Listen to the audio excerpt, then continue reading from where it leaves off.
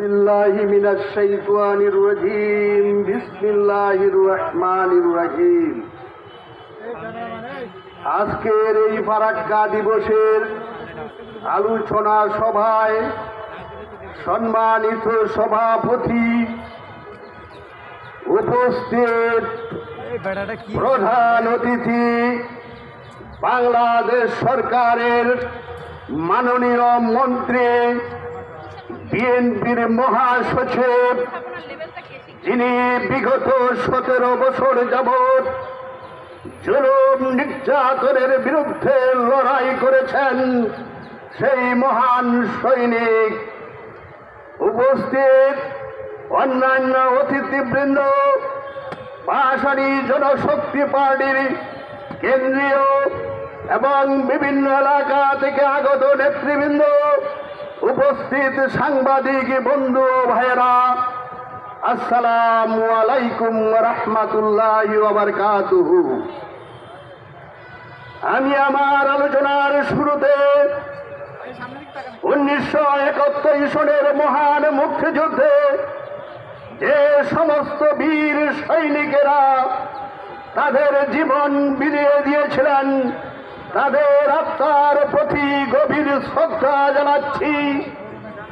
সাথে সাথে একদলীয় শাসন ব্যবস্থা তথা ভারতীয় আধিপত্যবাদের বিরুদ্ধে লড়াই করতে যাইয়া 2024 সালে গণ আন্দোলনের মুখে যে সমস্ত ভাই ও বোনেরা এবং অপ্রাপ্তবয়স্ক শিশুরা তাদের জীবন বিলিয়ে দিয়েছিলেন, সেই সমস্ত ভাই বোনদের আত্মার মাগফিরাত কামনা করছি। কিন্তু অত্যন্ত দুঃখের বিষয়, 24-এর গণ আন্দোলনে নিহত ব্যক্তিদের রক্তের দাগ এখনো রাজপথ থেকে মুছে যায় নাই। এখন যারা নির্বাচিত হয়ে সরকারে আছেন, যারা বিরোধী দলে আছেন, তারা জুলাই সনদ বাস্তবায়নের বিরুদ্ধে, জুলাই ঐক্য বাস্তবায়নের ব্যাপারে ঐক্যমত হতে পারছেন না। এটা জাতির জন্য অত্যন্ত দুর্ভাগ্যজনক। আমি পরিষ্কারভাবে বাংলাদেশের জনগণের পক্ষ থেকে সরকারি দল এবং বিরোধী দলকে জানিয়ে চাই, যদি আপনারা ঐক্যবদ্ধভাবে জুলাই সনদ বাস্তবায়ন না করেন, তাহলে বাংলার মানুষ আপনাদেরকে ক্ষমা করবে না। বন্ধুগণ, আজকে ফারাক্কা দিবসের আলোচনার সময় আমি সরকারকে একটি বিষয়ে আমার পক্ষ থেকে এবং ভাসানী জনশক্তি পার্টির পক্ষ থেকে ধন্যবাদ জানাতে চাই।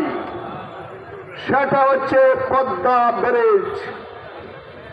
আমি ছোটকাল থেকে ভাবতাম এই ফারাক্কার বিরুদ্ধে যদি এদেশে একটা বিকল্প ব্যবস্থা গ্রহণ করা না হয়, তাহলে কোনোদিন এই ভারতীয় আধিপত্যবাদের কাছ থেকে পদ্মার ন্যায্য পানি পাওয়া যাবে না। কিন্তু আজকে বাংলাদেশের প্রধানমন্ত্রী, যার দমনীতে একদিকে মুক্তিযুদ্ধের স্বাধীনতা সংগ্রামের ঘোষক জিয়াউর রহমান, অন্যদিকে আপুসীন নেত্রী বেগম খালেদা জিয়ার রক্ত প্রবাহিত, তিনি আজকে সমস্ত বাধা বিপত্তি ভয়ভীতি উপেক্ষা করে এই ফারাক্কা তথা পদ্মা ব্যারেজ নির্মাণের কথা ঘোষণা করেছেন এবং এই জন্য প্রায় 35,000 কোটি টাকা বরাদ্দ করেছেন। বন্ধুগণ, এমন এক সময় এই ব্যারেজ নির্মাণের কথা ঘোষণা করা হয়েছে যখন আগামী 12ই ডিসেম্বর ফারাক্কা চুক্তির মেয়াদ শেষ হয়ে যাবে। আপনারা জানেন এই ফারাক্কা ব্যারেজের ফলে যে 30 বছর মেয়াদী চুক্তি এদেশে হয়েছিল, এই 30 বছর যাবৎ কতটুকু পানি আমরা পেয়েছিলাম। তাই এই পদ্মা ব্যারেজ নির্মাণের ফলে ফারাক্কার কাছ থেকে আমরা সঠিক হিস্সা আদায় করতে পারব। বন্ধুগণ, আজকে বাংলাদেশের বিভিন্ন ভারতীয় আধিপত্যবাদী বুদ্ধিজীবীরা বাংলাদেশে যে এই পদ্মা ব্যারেজের বিরুদ্ধে বিভিন্ন নেতিবাচক ঘোষণা করছে, তাদের আমি সাবধান করে দিয়ে বলতে চাই, এই পদ্মা ব্যারেজের বিরুদ্ধে কোনো কথা আপনারা বলবেন না। ভারতের কাছ থেকে অধিকার আদায়ের জন্য এই পদ্মা ব্যারেজ হচ্ছে একটা মারাত্মক হাতিয়ার। তাই আজকে সবার প্রধান অতিথি যিনি এখানে বসে আছেন, তিনি কিছুদিন আগে চায়না সফর করে এসেছেন, তার কাছে আমার অনুরোধ থাকবে, উনি মৌলানা ভাসানীর একজন ঘনিষ্ঠ সহচর।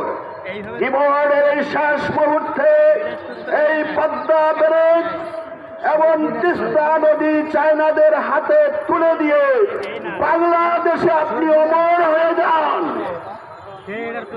এইবারেই আমি আমার আলোচনা শেষ করছি।